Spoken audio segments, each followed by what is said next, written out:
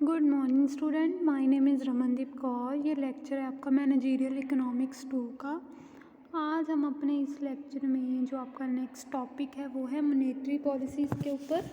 तो इसमें हम मॉनेटरी पॉलिसी का meaning and instrument of monetary policy वही करेंगे। ठीक है, तो फर्स्ट ऑफ ऑल देखते हैं कि मॉनेटरी पॉलिसी होती क्या है। ठीक है, तो monetary policy is the process by which monetary authority of a country, generally a central bank, control the supply of money in the economy bye exercising its control over interest rate in order to maintain price stability and achieve high economic growth। ठीक है, तो monetary policy क्या होती है? ठीक है, एक process होता है। ठीक है जी, ठीक है, बाय विच जो मॉनेटरी अथॉरिटी होती है कंट्री की, ठीक है, एक प्रोसेस जिसमें कंट्री की मॉनेटरी अथॉरिटी, ठीक है, मेनली सेंट्रल बैंक जो है वो सप्लाई ऑफ मनी, इकॉनमी में जो सप्लाई हो रही है मनी की उसको कंट्रोल करती है। और वो उसको कैसे कंट्रोल कर सकती है?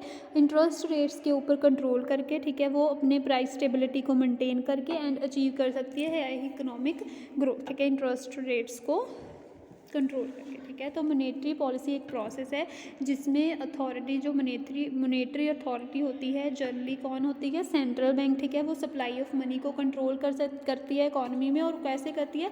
वो अपना इंटरेस्ट रेट्स के ऊपर कंट्रोल करती है ताकि प्राइस स्टेबिलिटी को मेंटेन करके रखा जाए और हायर इकोनॉमिक ग्रोथ जो है वो अचीव हो सके। ठीक है, तो इंडिया में जो सेंट्रल मॉनेटरी अथॉरिटी वो है कौन?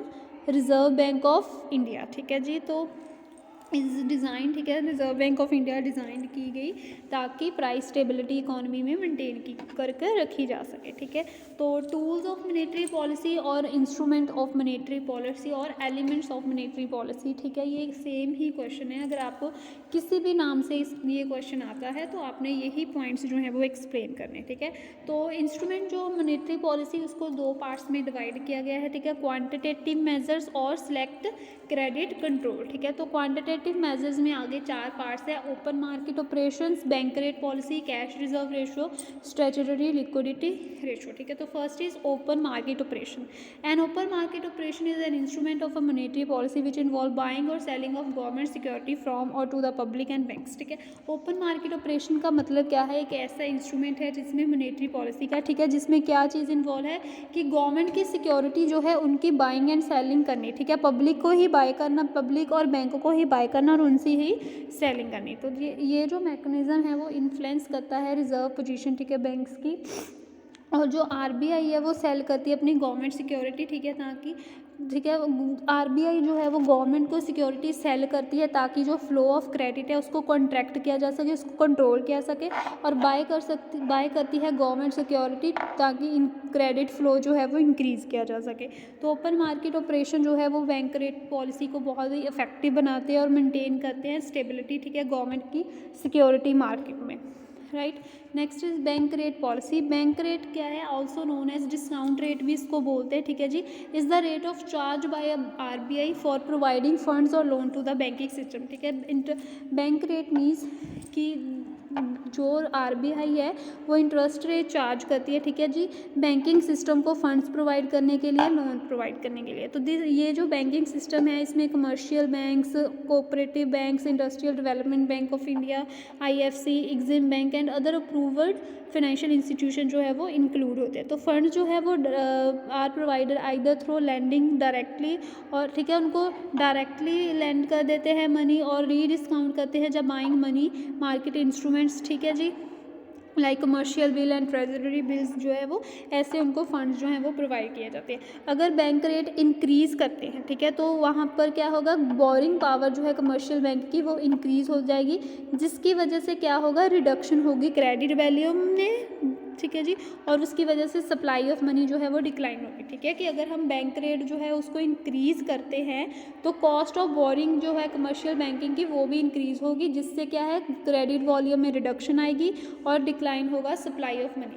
ठीक है, increase in the bank rate is the symbol of tightening of RBI monetary policy. ठीक है, अगर बैंक रेट को इंक्रीज़ करते हैं तो उससे हम आरबीआई की जो मॉनेटरी पॉलिसी है उसको थोड़ा टाइट कर लेते हैं। ठीक है, तो ये तो 2013 का डाटा दिया है कि 2013 में बैंक रेट जो है वो 8.75 था, बट मैं आपको 20 का बैंक रेट जो है वो 7.40% से 8.80% के बीच में है। ठीक है, next is cash reserve ratio. Cash reserve ratio is a certain percentage of bank deposit which banks are required to keep with RBI. ठीक है, एक परसेंटेज होती है बैंक डिपॉजिट की जो बैंक्स को ज़रूरी होता है कि वो आरबीआई के पास एज अ रिजर्व और बैलेंस की फॉर्म में उनके पास वो डिपॉजिट रखें। ठीक है, तो जितनी ज़्यादा जो कैश रिजर्व रेशो जितनी ज़्यादा हायर होगी विद द, ठीक है, तो RBI lower will be the liquidity. ठीक है, जितनी ज़्यादा CRR रेशो ज़्यादा होगी तो आरबीआई की जो लिक्विडिटी है वो लोअर होगी, और जितनी ज़्यादा कम होगी उतनी ही लिक्विडिटी जो है आरबीआई की ज़्यादा होगी। ठीक है, तो जो अब करंट जो रेट चल रहा है कैश रिजर्व रेशो का वो है 3%। ठीक है, next is statutory liquidity ratio. Every financial institution has to maintain a certain quantity of liquid asset with themselves at point of time of their total time and demand liabilities. ठीक है जी, कि हर एक financial institution के पास एक है ना certain amount, ठीक है, लिक्विडिटी एसेट का होना चाहिए अपने पास। ठीक है जी, दीज एसेट के कैश भी हो सकता है, प्रीशियस मेटल्स भी हो सकता है, प्रूव्ड सिक्योरिटी लाइक बॉन्ड्स, ये भी हो सकता है। The ratio of the liquid asset to the time and demand liabilities term debt. ठीक है, जो रेशो होती है लिक्विड एसेट्स की, ठीक है, टाइम और डिमांड लायबिलिटीज की टर्म में, तो उसको हम स्टैट्यूटरी लिक्विडिटी रेशो बोल देते हैं। ठीक है, तो जो ये तो पुराना डाटा है, ठीक है, बट जो करंट स्टैट्यूटरी लिक्विडिटी रेशो का रेट चल रहा है वो 18% है। ठीक है, नेक्स्ट है सिलेक्टिव क्रेडिट कंट्रोल। जो हमारा सेकंड पार्ट था इंस्ट्रूमेंट्स का वो है सिलेक्टिव क्रेडिट कंट्रोल। उसमें फर्स्ट वन है क्रेडिट रेशनिंग।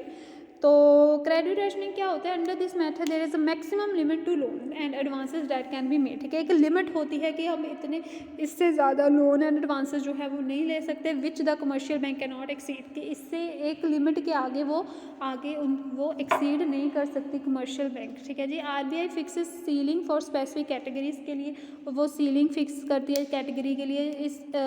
ये जो रेशनिंग है वो यूज़ कहाँ की जाती है? When credit flow is to be check, जब क्रेडिट फ्लो को चेक करना होता है। ठीक है, स्पेकुलेटिव एक्टिविटीज़ में। ठीक है, minimum of capital total asset can also be prescribed bye Reserve Bank of India.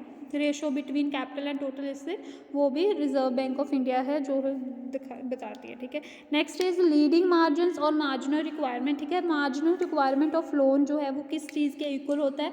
Current value जो हमारी सिक्योरिटी की ऑफर की जा रही है लोन में, और जो वैल्यू जो है ग्रांटेड की गई थी। ठीक है, ग्रांटेड की गई थी। ठीक है, तो marginal requirement is increase for those business activity the flow of whose credit is to be restricted in the economy। ठीक है, उन कंपनी बिजनेस एक्टिविटीज़ के लिए मार्जिनल रिक्वायरमेंट जो है वो इंक्रीज़ की जहाँ का फ्लो जो है क्रेडिट का वो रिस्ट्रिक्टेड किया गया है। ठीक है, नेक्स्ट इज मॉरल सिचुएशन। इस मेथड को हम मॉरल परसुएशन भी बोलते हैं। ठीक है, इस मेथड के as the method Reserve Bank of India being the apex bank uses here is that of persuading the commercial bank to follow its direction orders on the flow of credit. ठीक है, ये persuade करती है उनको commercial बैंकों की वो उनके डायरेक्शंस है, ऑर्डर्स जो है फ्लो क्रेडिट के वो फॉलो करें। RBI put a pressure. ठीक है, आरबीआई जो है वो कमर्शियल बैंक पर प्रेशर पुट करती है कि to put a ceiling on credit flow during inflation. ठीक है, कि जो है क्रेडिट फ्लो उस पर सीलिंग करे इन्फ्लेशन के टाइम पर। ठीक है, एंड